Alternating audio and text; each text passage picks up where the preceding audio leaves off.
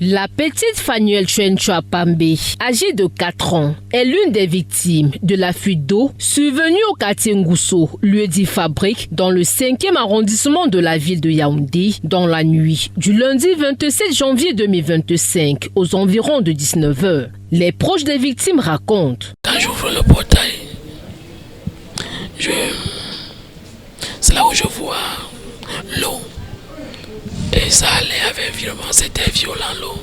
Oui, quand je rentre maintenant pour dire que l'eau là peut faire ça, bouscule le portail. Je rentre, je vais aller porter l'enfant dans la chambre. C'est au niveau du salon, l'eau quitte plutôt de la chambre, ça nous retrouve au salon. Donc ça a cassé le mur de la chambre derrière.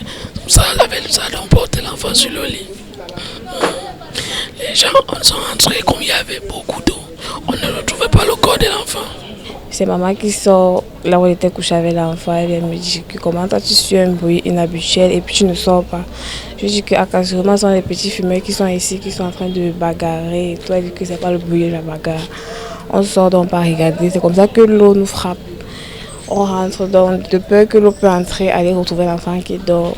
Au temps d'arriver ici, c'est comme ça qu'on voit que l'eau est déjà au milieu du salon, il n'y avait pas moyen d'entrer. Les conséquences de cette pression sont encore visibles dans les domiciles. À un jeu de pierre de là, toujours au lieu dit Fabrique Ngousso, la route qui conduit à l'hôpital général est coupée. Ici, l'on peut apercevoir de gros engins et techniciens à pied d'œuvre. Ce tuyau de 2,5 mètres qui a cédé était enfui dans le sol et présentait déjà des failles à printemps. Selon le bilan, 2 pertes en vie humaine sont enregistrées des dégâts matériels importants. Il y a eu des morts.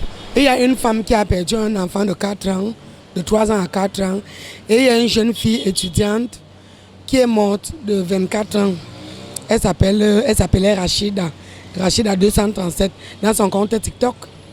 Quand on connaissait nous tous ici en bas, il y a une maman qui s'est fait partir aussi dans le même cours d'eau. Et en fait, c'est un problème d'eau même qu'on pleure depuis près de 6 mois qui avait fuite. Parce que les maisons en bas étaient inondées, donc l'eau passait par le sol. Et ça fait depuis 3 mois que ça coulait sur la surface. On s'était plein fatigué à la CDM, mais personne ne venait. J'ai vu comme si on avait ouvert un barrage d'eau. L'eau venait avec une force, une mauvaise pression. Ce qui a fait que même essayer d'enlever mes régimes de plantain, je n'ai pas pu. Ça m'a amené une vingtaine. Moi, je me suis échappé. Sinon, c'est moi, je suis parti dans le cours d'eau.